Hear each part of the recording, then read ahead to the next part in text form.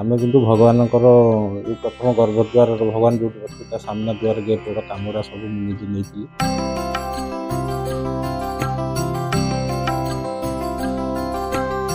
କିନ୍ତୁ ଏଠି ଭଗବାନଙ୍କର ଇଏରୁ କାହାର ବି ରାଜସ୍ଥାନ କାରିଗର ହୁଅନ୍ତୁ କି ଓଡ଼ିଶା କାରିଗର କି ଉତ୍ତରପ୍ରଦେଶ ଯେକୌଣସି କାରିଗର ହୁଅନ୍ତୁ କାହାର ବି କୌଣସି ପ୍ରକାର କିଛି କ୍ଷତି ହେଇନି। ପଥର ଟୁକୁଡ଼ାଟେ ବି କାହା ଉପରେ ଏପର୍ଯ୍ୟନ୍ତ ହେଇନି। ସବୁ ଜାଗାରେ କାମ ହେଇଛି, କାମ ତ ସବୁ ଜାଗାରେ ହେଉଛି, କିନ୍ତୁ ଏଠି ସ୍ୱତନ୍ତ୍ର କାମ କରିବା ବହୁତ ଖୁସି। ଆମର ବହୁତ ଖୁସି ଲାଗେ କାମ କରିବାକୁ, ମନ ଲାଗିଯାଏ। ଏତେ କଷ୍ଟ ହେଲେ ବି ସେଠି କୌଣସି ପ୍ରକାର କିଛି ଜଣାପଡ଼େନି। ଆମ ରାତିରେ ଶୋଇଲା ବେଳେ ସେ ନାରାୟଣଙ୍କର ଆଖି ରଖି ସବୁ କଲୁ ମୁଁ କଲାବେଳେ ରାତିରେ ଶୋଇଲା ବେଳେ ସେ ଜିନିଷଟା ଟିକେ କେମିତି ଦର୍ଶକ ବେଳେ ଆସିଲା ଟିକେ। ତାକୁ ଆମେ ବି ନିଜେ କାରିଗର ହେଇକରି ଭଲ କାରିଗର ହେଇକି ଆମେ ବି ଦେଖୁଛୁ ତାର ଚେହେରାଟା ଯେମିତି ହେଲେ ଟିକେ ଭଗବାନଙ୍କ ଇଏରୁ ସେଇଟା ଟିକେ ଅଲଗା ହେଇଯାଇଛି। ଅଯୋଧ୍ୟାରେ ସରିଯାଇଛି ରାମଲାଲାଙ୍କର ପ୍ରାଣ ପ୍ରତିଷ୍ଠା ଏବଂ ମନ୍ଦିର ପ୍ରତିଷ୍ଠା। ନିଶ୍ଚିତ ଭାବରେ କିନ୍ତୁ ଏବେ ଅନେକ କାମ ମନ୍ଦିରରେ ବାକି ରହିଛି ଏବଂ ଅନେକ କାମ ମଧ୍ୟ ସରିଯାଇଛି। ନିଶ୍ଚିତ ଭାବରେ ସେହି କାମରେ ନିୟୋଜିତ ଥିଲେ ପୁରୀ ଜିଲ୍ଲା ସଦର ବ୍ଲକର ବାଲିଉଟି ପଞ୍ଚାୟତର ତୁଣ୍ଡ ଗ୍ରାମର ଅଛନ୍ତି ଜଣେ ଭାଇ ବିଜୟ କୁମାର ଓଝା। ସେ ମଧ୍ୟ ପୁରୀରୁ ଯାଇ ସେଠାରେ ପହଞ୍ଚିଥିଲେ ଏବଂ ତାଙ୍କୁ ମଧ୍ୟ ଡକରା ଥିଲା। ସେ ମଧ୍ୟ ମୂର୍ତ୍ତି ଖୋଦେଇ କାମ କରନ୍ତି, ସମସ୍ତ ମୂର୍ତ୍ତି କାରିଗର ହିସାବରେ ସେ କାମ କରିଛନ୍ତି। ଆମେ ତାଙ୍କ ସହିତ ଆଜି ଆଲୋଚନା କରିବା କେମିତି ତାଙ୍କର ଅନୁଭୂତି ଥିଲା, କେମିତି ସେଠାରେ ପହଞ୍ଚିଲେ ଏବଂ କେତେ ଆନନ୍ଦଦାୟକ ଥିଲା ସେ କାମ। ନିଶ୍ଚିତ ଭାବରେ ଆମ ସହିତ ଅଛନ୍ତି ବିଜୟ କୁମାର ଓଝା ଅଛନ୍ତି। ଆଜି ତାଙ୍କ ସହିତ ଆଲୋଚନା କରିବା ପ୍ରଭୁ ରାମଲାଲାଙ୍କର ଯେଉଁ ମନ୍ଦିର ପ୍ରତିଷ୍ଠା ଏବଂ କେମିତି ମୂର୍ତ୍ତି କାମ କରାଯାଇଥିଲା ସେ ବିଷୟରେ ସବିଶେଷ ବିବରଣୀ। ଆଜ୍ଞା, ପ୍ରତିଦିନଟିକୁ ସ୍ୱାଗତ। ଆପଣ ପୁରୀ ଜିଲ୍ଲାରେ ଯାଇକି ନିହାତି ଭାବରେ ପୁରୀ ଜିଲ୍ଲାର ଗୌରବ, ଆପଣ ପ୍ରଭୁ ରାମଲାଲାଙ୍କର ଏଇକିରି କାମରେ ଗୋଟେ ସହଯୋଗ କରିଛନ୍ତି, କାମ ମଧ୍ୟ କରିଛନ୍ତି। କ'ଣ କ'ଣ କାମ କରିଛନ୍ତି ଏବଂ କେମିତି ଅନୁଭୂତି ରହିଲା? ସେଠି ତ ଆଜ୍ଞା ବହୁତ ସବୁ ପ୍ରକାର ମୂର୍ତ୍ତି ହେଇଛି, ଅନେକ ମୂର୍ତ୍ତି ଶହ ଶହ ମୂର୍ତ୍ତି ହେଇଛି। ଆମେ କିନ୍ତୁ ଭଗବାନଙ୍କର ଯେଉଁ ପ୍ରଥମ ଗର୍ଭଦ୍ୱାରର ଭଗବାନ ଯୋଉଠି ଅଛି ତା ସାମ୍ନା ଦ୍ୱାର ଗେଟ୍ର କାମଟା ସବୁ ମୁଁ ନିଜେ ନେଇଥିଲି। ଆଉ ମୋ ସେଥିରେ ଜଣେ ବାଲେଶ୍ୱରରେ ବି ଥିଲେ ପାଟନାଗେଶ୍ୱର ଗୋବିନ୍ଦ ଚନ୍ଦ୍ର ମଲ୍ଲିକ, ଆଉ ପିଲା ବି ଆଉ ଅନେକ ପିଲା ଥିଲେ, 10-15 ଜଣ ପିଲା ଥିଲେ। ସେଠି କାମ ଆରମ୍ଭ ହେବାରୁ ଆମ ମାମୁଁ ନିଜ ନ୍ୟାସନାଲ କାରିଗରଙ୍କୁ ସେମାନଙ୍କୁ ସେଠି ଡକରା ଯାଇଥିଲା। ସେମାନେ ଯାଇକରି କାମ ପ୍ରଥମେ ସାମ୍ପୁଲ କରିଥିଲେ।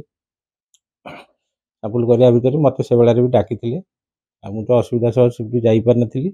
ତାପରେ ପୁଣି ଭଗବାନଙ୍କର ଡୋରି ଲାଗିଲା, ପୁଣି ସେଠି ଯାଇକରି ପୁଣି ଆମେ ପଦାର୍ପଣ ଗଲୁ ଠାକୁରଙ୍କ ପାଖରେ। ଆଉ ସେଠି ଯିବା ଭିତରେ ଅଯୋଧ୍ୟା ଭଳିଆ ଜାଗା ବି ମିଳିବନି, ବଢ଼ିଆ ଜାଗା କାମ କରିବାକୁ। ତା ଭିତରେ ରେଷ୍ଟ୍ରିକ୍ସନ ହେଲେ ବି ତା ଭିତରେ ଖୁସି ଲାଗିଲା କାମ କରିବାକୁ। ତାପରେ ଗୋଟେ ଥଣ୍ଡା ଫଣ୍ଡା ପଡ଼ିଗଲା, ଆଉ ଏତେ ଜାମ୍, ସବୁ କାମ ବି ତା ଭିତରେ ଚାଲିଥିଲା, ଫ୍ଲୋର କାମ, ପାଟିଆ କାମ, ଇଲେକ୍ଟ୍ରିକ୍ କାମ, ସବୁ କାମ ଭିତରେ ବି ଆମକୁ ବହୁତ ତକଲିଫ ଭିତରେ ବି ଆମେ ସେ କାମ ଗୁଡ଼ାକ ସବୁ ସାରିଲୁ। ବଡ଼ ବଡ଼ ଅନ୍ତର୍ଶୟନ ହେଇଥିଲା, 10 ଫୁଟର ଅନ୍ତର୍ଶୟନ, ଗରୁଡ଼, ଲକ୍ଷ୍ମୀ, ନାରଦ, ଦ୍ୱାରପାଳ, ଗଙ୍ଗା, ଯମୁନା, ସରସ୍ୱତୀ, ହାତୀ ଫାତି ବିଭିନ୍ନ ପ୍ରକାର ସବୁ କାମ ସବୁ ତା ଭିତରେ 100-120 ମୂର୍ତ୍ତି, ଗଣେଶ, ସୁଗ୍ରୀବ, ହନୁମାନ, ଏଗୁଡ଼ା ବହୁତ କାମ ଆମେ ପୁରା ଟାର୍ଗେଟ ଭିତରେ ତାକୁ ରାତି ଦିନ ଲାଗି ବି ସାରିଲୁ। ଆଉ ସେଠି ବି ଦେଖିବା ଭିତରେ ବହୁ ଜାଗା କାମ ହେଇଛି, ମନ୍ଦିର, ସ୍ୱାମୀନାରାୟଣ ମନ୍ଦିର, ଖଡ଼ାଳ ଧାମ, ସୋମନାଥ, ସବୁ ଜାଗାରେ ବହୁ ଜାଗାରେ ମୁଁ କାମ କରିକି ଆସିଛି। ବିଭିନ୍ନ ପ୍ରକାର କ୍ଷତି ବି ସେଠି ହେଇଛି, କିନ୍ତୁ ଏଠି ଭଗବାନଙ୍କର ଇଏରୁ କାହାର ବି ରାଜସ୍ଥାନ କାରିଗର ହୁଅନ୍ତୁ କି ଓଡ଼ିଶା କାରିଗର କି ଉତ୍ତରପ୍ରଦେଶ ଯେକୌଣସି କାରିଗର ହୁଅନ୍ତୁ କାହାର ବି କୌଣସି ପ୍ରକାର କିଛି କ୍ଷତି ହେଇନି। ପଥର ଟୁକୁଡ଼ାଟେ ବି କାହା ଉପରେ ଏପର୍ଯ୍ୟନ୍ତ ହେଇନି। ବହୁତ ସ୍ପିଡି କାମ ହେଉଛି, କ୍ଷତି କାହାର ହେଇନି। ଆମକୁ ଖୁସି ଲାଗିଲା, କାମ କରିକି ଆସିଲୁ। ପ୍ରତିଷ୍ଠାରେ ବି ସାରିଲୁ, ପ୍ରତିଷ୍ଠା ଦେଖା ଦେଇକରି ବି ଆଜି ପହଞ୍ଚିଲୁ। ବହୁତ ଖୁସି ଅନୁଭବ ଲାଗୁଛି। କେତେ ଦିନରେ ଆପଣ ଲାଇନରେ ଗଲେଣି ଯେ ମୂର୍ତ୍ତି କାମରେ? ଏ ଲାଇନରେ ମୋର 22-25 ବର୍ଷ ହେଇଗଲାଣି। 1993 ମସିହାରୁ ମୁଁ ବର୍ତ୍ତମାନ ଏ ଲାଇନରେ ମୋ ଭିଣୀଙ୍କ ପାଖରେ କାମ କରୁଥିଲି। ସେ ବି ଡେଥ୍ ହେଲେଣି, ତାଙ୍କ ନାଁ ସେ ଭଲ ମିସ୍ତ୍ରୀ ଜଣେ ଲକ୍ଷ୍ମୀଧର ମହାରଣା। ଆଉ ତାଙ୍କ ପାଖରେ ଆମେ କାମ ଶିଖୁଥିଲୁ। ତାପରେ ଟ୍ରେନିଂ ନେଲୁ, ଆମର DIC ଟ୍ରେନିଂ କୋଣାର୍କରେ 2 ବର୍ଷ। ତାପରେ ଅର୍କୋସି ଟ୍ରେନିଂ ନେଇଥିଲି, ସେଠି ବି ଫାଷ୍ଟ କ୍ଲାସ୍ ହେଇଥିଲା, DICରେ ବି ଫାଷ୍ଟ କ୍ଲାସ୍ ପାଇଥିଲି। ତାପରେ କାମ ଚାଲିଛି, ଏମିତି ବହୁତ ଜାଗାରେ କାମ ଚାଲିଛି ସବୁ। ବାହାରେ ଦିଲ୍ଲୀ ଅକ୍ଷରଧାମ, ଆମେରିକା ଅକ୍ଷରଧାମ ମନ୍ଦିର, ଗୁଜୁରାଟରେ ଅନେକ ମନ୍ଦିର, ସବୁ ବଡ଼ ବଡ଼ ମନ୍ଦିର କାମ ଚାଲିଛି। ଗାଁରେ ବି ଆସିଲେ କାମ ହେଉଛି, ଚାଲିଛି ସବୁ ପ୍ରକାର କାମ। ସମସ୍ତ କାମ କରିବାରେ ଏବଂ ନିହାତି ଭାବରେ ରାମଲାଲାଙ୍କ ମନ୍ଦିରରେ କାମ କରିବା ଏବଂ ତାଙ୍କର ମୂର୍ତ୍ତି ଯେଉଁ ଖୋଦେଇ କରିବା, ସେ କାମର ଅନୁଭୂତି ନିହାତି ନିଆରା। ସେ ଅନୁଭୂତି କ'ଣ ରହିବ? ହଁ, ନିଶ୍ଚିନ୍ତ ସବୁ ଜାଗାରେ କାମ ହେଇଛି, କାମ ତ ସବୁ ଜାଗାରେ ହେଉଛି, କିନ୍ତୁ ଏଠି ସ୍ୱତନ୍ତ୍ର କାମ କରିବା ବହୁତ ଖୁସି। ଆମର ବହୁତ ଖୁସି ଲାଗେ କାମ କରିବାକୁ, ମନ ଲାଗିଯାଏ। ଏତେ କଷ୍ଟ ହେଲେ ବି ସେଠି କୌଣସି ପ୍ରକାର କିଛି ଜଣାପଡ଼େନି। ଆଉ ଏତେ ଥଣ୍ଡା, ପ୍ରବଳ ଥଣ୍ଡା, କିନ୍ତୁ ସେଠି ଦେହ ମୁଣ୍ଡ କୌଣସି ପ୍ରକାର କିଛି ଖରାପ ନାହିଁ କି ଏତେ ଥଣ୍ଡାରେ ଆମେ ରାତିରେ ଆସିପାରୁନଥିଲୁ ଚାଲିକିରି ବି ରୁମ୍କୁ, କିନ୍ତୁ ସକାଳୁ ବି କୌଣସି ପ୍ରକାର ଦେହ ମୁଣ୍ଡ କିଛି ଖରାପ ନାହିଁ। ଆରାମସେ ଯାଇକିରି 3 ମାସ ପର୍ଯ୍ୟନ୍ତ ମୋର କୌଣସି ଥଣ୍ଡା, ଜ୍ୱର, କାଶ କୌଣସି ପ୍ରକାର କିଛି ଏ ପର୍ଯ୍ୟନ୍ତ ହେଇନି। ଏତେ ଥଣ୍ଡାରେ କୌଣସି ପ୍ରକାର ହେଇନି। ପ୍ରଭୁଙ୍କ ଦୟାରୁ ସେଠି ଭଲ, କୌଣସି କାରିଗରଙ୍କ ବି ହେଇନି। ଖାଲି ମୋର ନୁହଁ, ବହୁତ କାରିଗର ବି ଆମର ଓଡ଼ିଆ ଲୋକ ବି କିଛି କାମ କରୁଥିଲେ। ସମସ୍ତେ ଭଲରେ ସେଠି କିଛି କାହାର କ୍ଷତି ହେଇନି। କେତେ କାରିଗର ଅଛନ୍ତି? ଓଡ଼ିଶା କାରିଗର ଆମର 50-100 ଭିତରେ କାରିଗର ଥିଲେ। ଆଉ ସେଠି ଟୋଟାଲ ରାଜସ୍ଥାନ, ୟୁପି, ମକରାନା, ଜୟପୁର, ସବୁ ଷ୍ଟେଟ୍, କର୍ଣ୍ଣାଟକ, ମହୀଶୂର ସବୁ କାରିଗର ହେଇକି 4000 4,500 କାରିଗର ବର୍ତ୍ତମାନ ସେଠି କାମ ଚାଲିଛି। ଆଉ କଣ କଣ ବାକି ରହିଛି କାମ? ମନ୍ଦିର ତ ବର୍ତ୍ତମାନ 25ଟା ସରିଯାଇଛି, କଣ କଣ କାମ ସବୁ ବାକି ରହିଛି? କାମ ତ ମନ୍ଦିରର ଘୁମଟ ବର୍ତ୍ତମାନ 3ଟା 4ଟା ଘୁମଟ ଅଲରେଡି ପ୍ୟାକେଜ ହେଇଯାଇଛି, ତାର ଆହୁରି କାମ ବି ବାକି ଅଛି। ମେନ୍ ଘୁମଟ ହେଇନି, ଶିଖର ବି ହେଇନି। ତା ଭିତରେ ଆହୁରି 4ଟି ମନ୍ଦିର ବି ହବ। ଶିବ ମନ୍ଦିର ଯୋଉଠି ରାମ ବର୍ତ୍ତମାନ ତପସ୍ୟା କରିଥିଲେ, ରାଜା ସିଂହାସନ ବି କୁବେର ସେଠି ଥିଲେ, ସେ ମନ୍ଦିରଟା ହବ। ଶିବ ମନ୍ଦିର, ହନୁମାନ ମନ୍ଦିର ଗୋଟେ ହବ, ଜଗନ୍ନାଥଙ୍କର, ଆମ ଜଗନ୍ନାଥଙ୍କର ମନ୍ଦିର ହବ ନୂଆଟେ ପଥରରେ। ତା ଭିତରେ ଜଗନ୍ନାଥଙ୍କ ଅଲରେଡି ସେଠି ସିମେଣ୍ଟ ମନ୍ଦିର ଅଛି ତାଙ୍କ ସାମ୍ନାରେ, ସେ ପୂଜା ଅର୍ଚ୍ଚନା ସବୁ ଚାଲିଛି। ଏ ମନ୍ଦିର ହେଲାବେଳେ 2025 ଲାଷ୍ଟ ବେଳକୁ ତାଙ୍କର ଏଲାଣ୍ଟି ତରଫରୁ ଏଗୁଡ଼ା କମ୍ପ୍ଲିଟ୍ ହେବା ପାଇଁ ସେମାନେ କହିଛନ୍ତି। ତା ଭିତରେ ଏ ସବୁ କାମ ହେଇଯିବ, ସୁରୁଖୁରୁରେ ହେଇଯିବ। କଣ କଣ ଆପଣ ଯୋଉ କାମ କରିଛନ୍ତି, କଣ କଣ ସବୁ କାମ ସେଥିରେ କରିଛନ୍ତି? ସେଥିରେ ବହୁତ କାମ ହେଇଛି। ବଡ଼ 10 ଫୁଟ ନାରାୟଣ ହେଇଛି, ତା ଦେହରେ ଅଛନ୍ତି ସବୁ ପ୍ରକାର ପାର୍ଶ୍ୱମୂର୍ତ୍ତି ଭଳିଆ ଗରୁଡ଼ ଅଛନ୍ତି, ଲକ୍ଷ୍ମୀ ଅଛନ୍ତି, ନାରଦ ଅଛନ୍ତି, ତାପରେ ସାପ ଉପରେ ଅନ୍ତସନ୍ତ ଶୋଇଛନ୍ତି।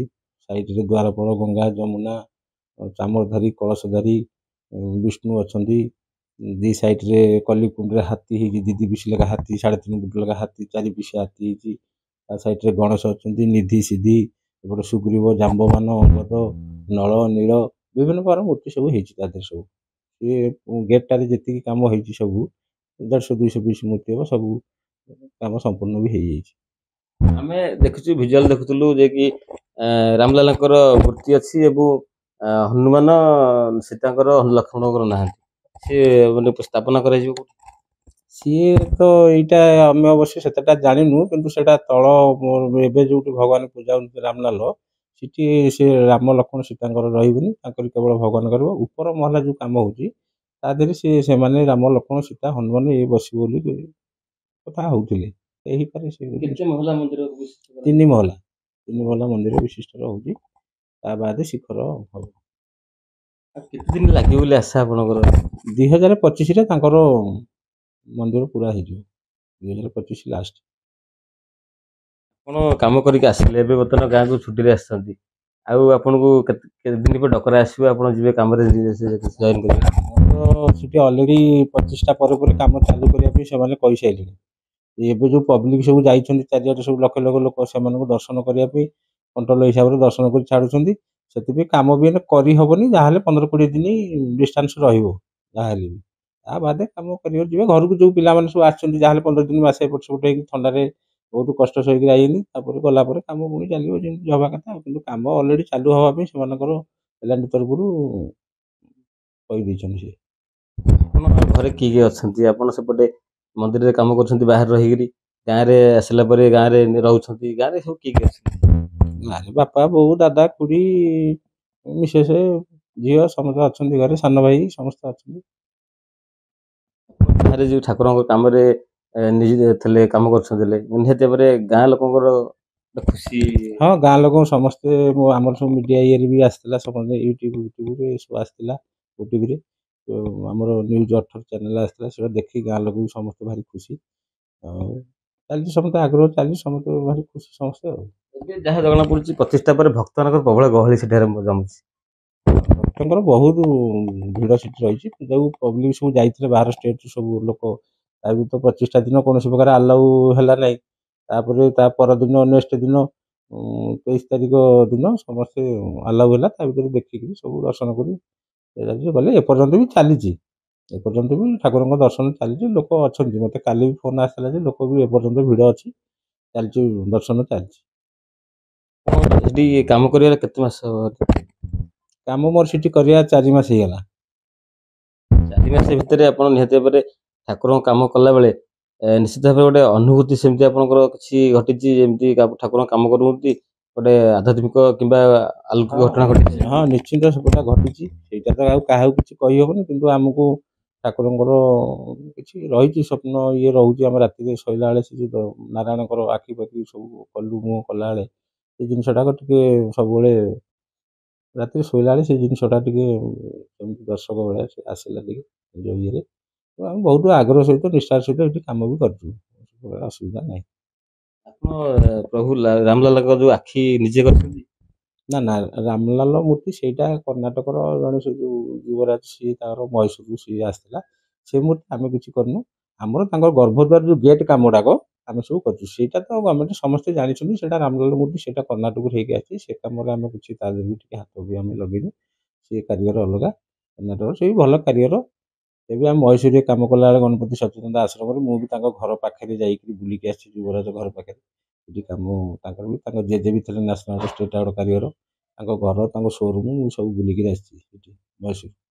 ଏବେ ଚର୍ଚ୍ଚା ହଉଛି ଆଗ ଅପେକ୍ଷା ପ୍ରଭୁ ପୂଜା ପାଇନଥିଲେ ଅଲଗା ଦେଖା ଯାଉଥିଲେ, ଏବେ ପୂଜା ପାଇଲା ପରେ ଅଲଗା ତାଙ୍କର ମୁଖ ଅଲଗା ଚେଞ୍ଜ ହେଇଛି, ଭଗବାନଙ୍କର ସେଇଟା ଚେଞ୍ଜ ହେଇଯାଇଛି। ଯାହା ବି ଆମେ ଆଗରୁ ଦେଖୁଥିଲୁ ଯେଉଁ ଫେସ୍‌ରେ, ଆମେ ତ କାରିଗର ନିଜେ, ତାକୁ ଆମେ ବି ନିଜେ କାରିଗର ହେଇକିରି ଭଲ କାରିଗର ହେଇକି ଆମେ ବି ଦେଖୁଛୁ ତାର ଚେହେରାଟା ଯେମିତି ହେଲେ ଟିକେ ଭଗବାନଙ୍କ ଇଏରୁ ସେଇଟା ଟିକେ ଅଲଗା ହେଇଯାଇଛି। ଭଗବାନଙ୍କର ଆଶୀର୍ବାଦ, ସିଏ ଠାକୁରଙ୍କ ମହିମା, ତେଣୁ ସିଏ ତାର ଅଲଗା ହେଇଛି। ସେଇଟା ତ ଆମର ହାତ କଥା କିଛି ନାହିଁ ନା, ଠାକୁରଙ୍କ ଭଗବାନଙ୍କର ଇଏ, ସିଏ ତାଙ୍କର ଛବି ବର୍ତ୍ତମାନ ବଦଳି ଯାଇଛି ଆଉ କ'ଣ। ତାପରେ କାମ ସରିଲା ପରେ ଆଗାମୀ ଦିନ ମାନଙ୍କରେ ଆପଣ ଏମିତି ଠାକୁରଙ୍କ କାମ ମନ୍ଦିର କାମ କରିବେ? ହଁ ନିଶ୍ଚିନ୍ତ।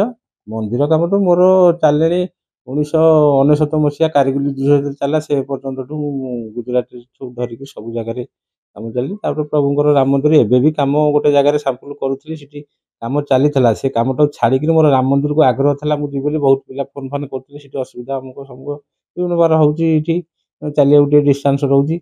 ଏଇ କଥା ଶୁଣିକିରି ବି ଟିକେ ବ୍ରେକ୍ ହେଇକିରି ଥିଲି, କିନ୍ତୁ ମନଟା ରାମ ମନ୍ଦିରରେ କିନ୍ତୁ ଥିଲା ମୋର।